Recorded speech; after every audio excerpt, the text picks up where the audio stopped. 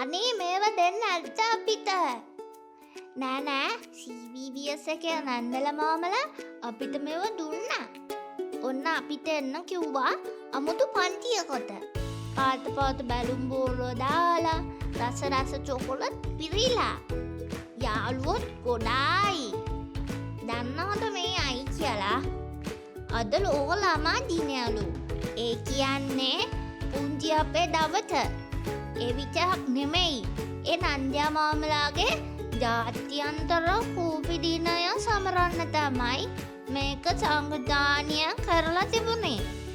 චොකොලට් දාලා කරකලා ස්ප්‍රින්කල්ස් දාලා අයියෝ වලන් ඉන්නත් ආසයි. ඔන්න අපි හදන්න යන්නේ ඩ්‍රින්ක් එකක්.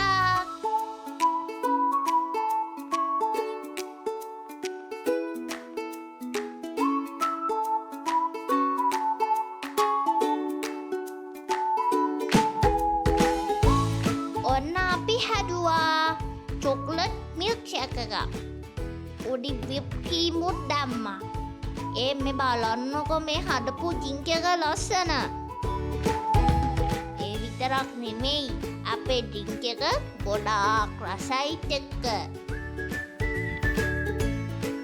අපි අද්දිම ලොකු මැෂින් එකක් දැක්කා.